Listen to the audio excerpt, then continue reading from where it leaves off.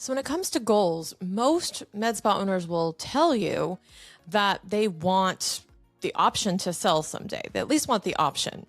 Very few, though, are actually building a business that a buyer would actually pay a premium for.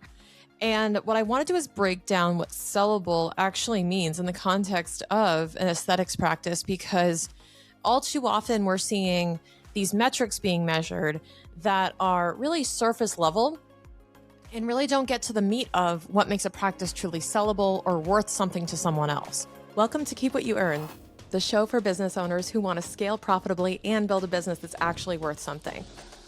My name's Shannon Weinstein, and I run a fractional CFO firm to help seven-figure aesthetics and wellness practices scale with clarity, cash flow, and confidence without burning out or guessing their way into growth.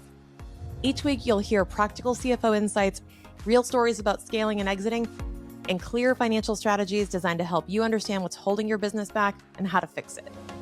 If you want to follow along with the exact framework that we use with our clients, sign up for the free 5-part video series for aesthetics practice owners, where I walk you through the financial building blocks required to scale your practice and increase enterprise value. You'll find the link in the show notes. This industry lends itself well to people who are practitioners who then start businesses. As I call them, they're craftspeople. They care about the patient, they care about the service, and they care about delivering the service in a quality way, even though that is a strength. I think that when you're building a business, it can also be a weakness when over-indexed, when you rely on this too heavily, because then you insert yourself into everything and you start exerting more control. So I want to get to the point that sellable doesn't mean profitable in and of itself. We're going to get into that. Strong revenue or cash flow alone doesn't make the business attractive to a buyer. Let me be very clear about that.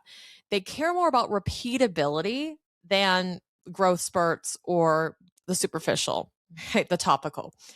And there's a difference between owner-dependent profit and institutional profit.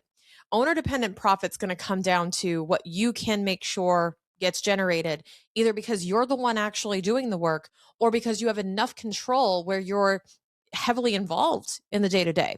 The other part of it too is inconsistency creates risk.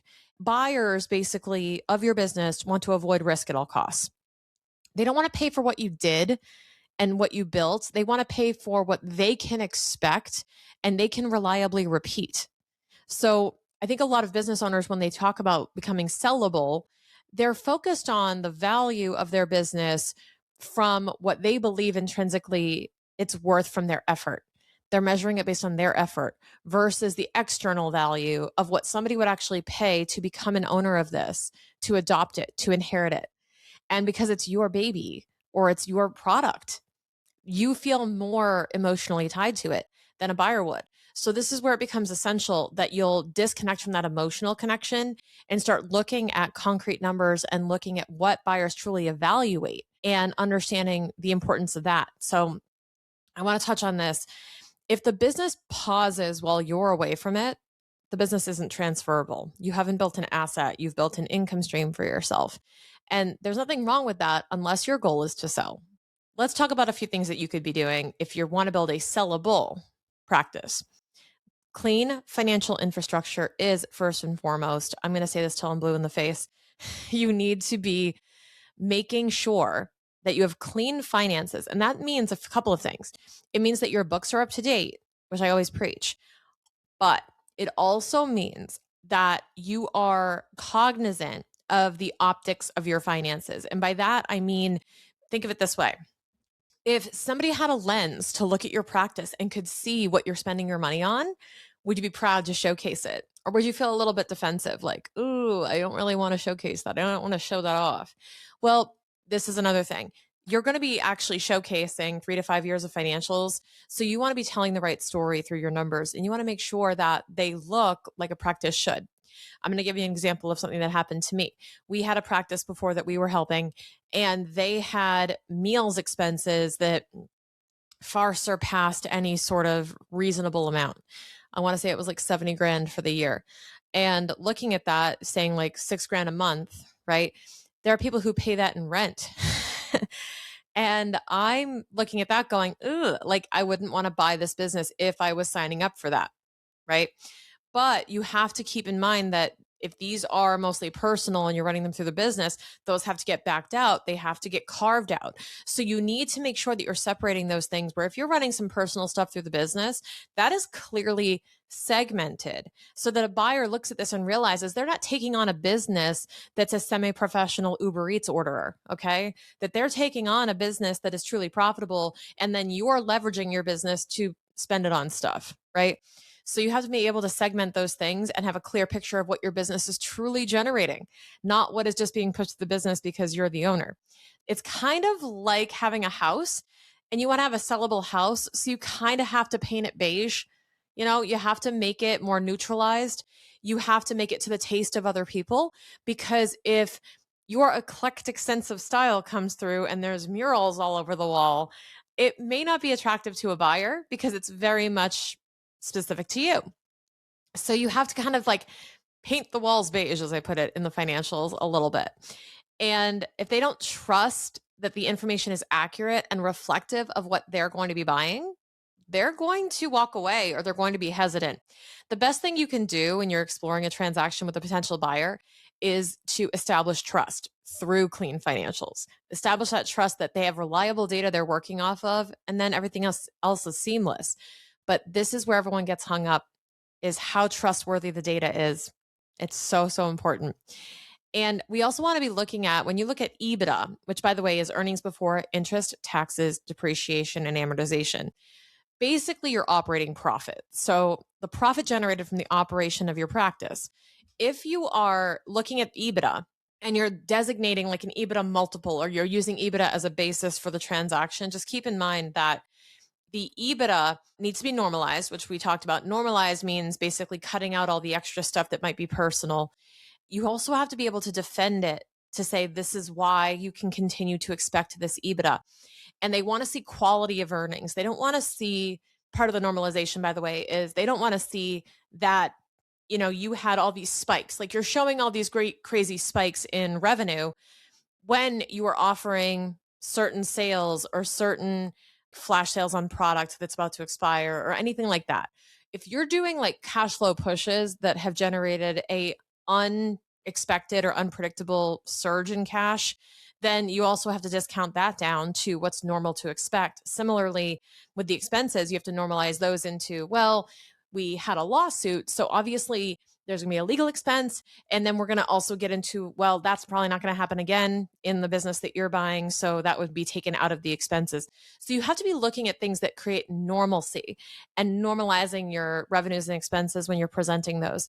And the key here is understanding what those are, how they behave, and how to compile them for a potential buyer. This is another thing too. Systems win. So when we talk about normalizing and having expectations, this is actually a function of having clear expectations generated by systems, standardized pricing, you know, service offerings across locations that are consistent. Oh, consistency is magic to a buyer because they want reliability, consistency, and low risk. They want repeatable economics, repeatable, like they could open another location following the exact blueprint and cookie cutter that you followed the first time or the second time or the third time. They want leadership reporting. They want structure. They want documented operating procedures, financial processes, all of that to be clean. And that's also where, you know, shameless plug, that's where the the fractional CFO comes in because we can instill that in the financial realm so you don't feel like you're on your own to generate that. But that's where we come in and we try to establish that reliability from a financial standpoint. The big thing here is why you want to focus on this now.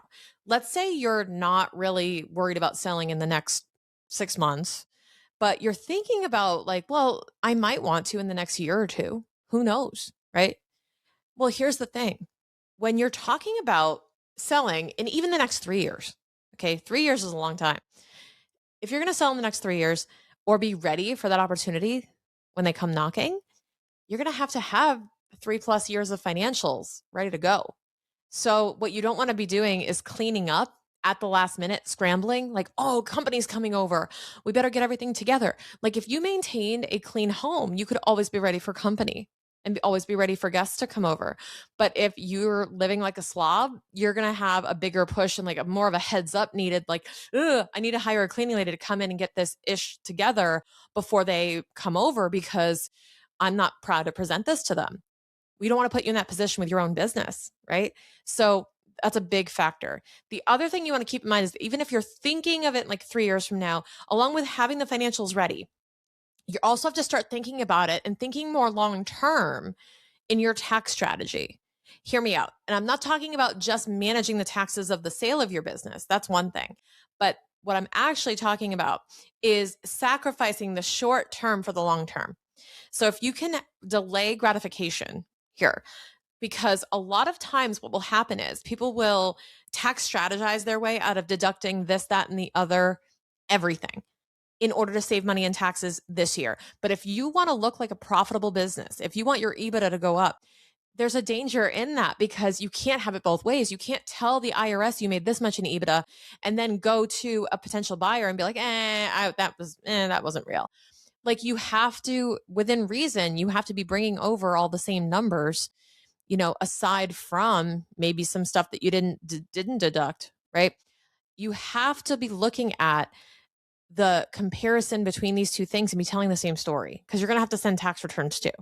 So what you need to do is manage those expectations with the buyer of what they're inheriting through telling the truth and telling the whole story, and through making sure that you are highlighting a highlight reel and looking like a profitable business to your buyer.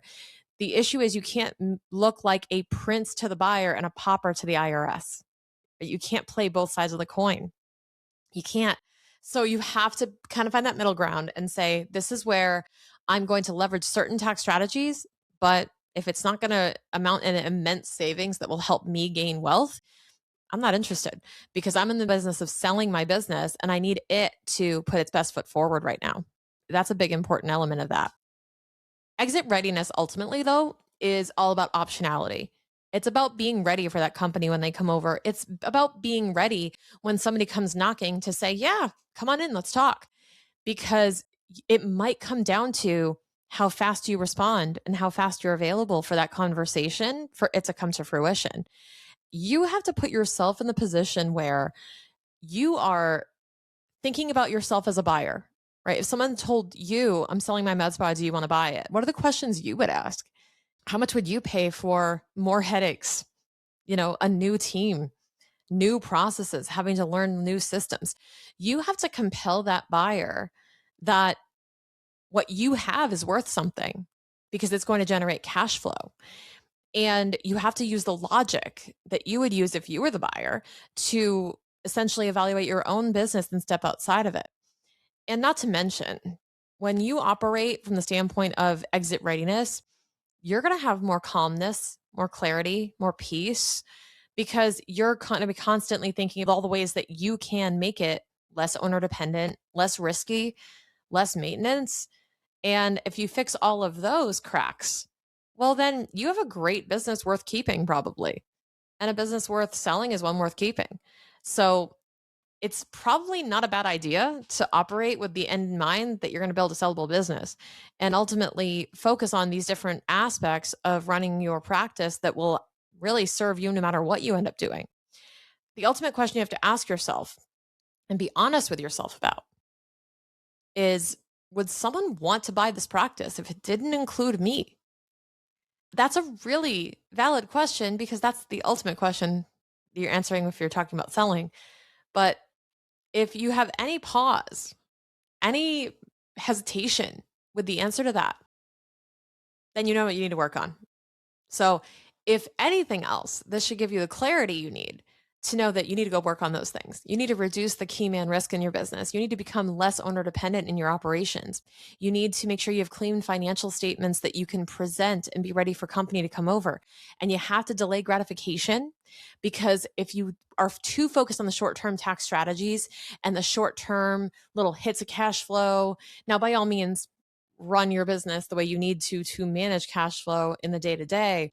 But if you're operating with short-term decision-making in mind, but not the long-term vision, then you could be losing sight of some opportunities there. So this should hopefully reshape how you approach your growth, your leadership, and your financial strategy as you think about exiting. Hey, thanks for tuning in to today's episode. If it left you feeling inspired to take action, make sure to check out our free video series that walks you through the same framework that we use as a CFO team to identify what's holding a practice back from growth and how to fix it. Links in the show notes. See you on the next episode.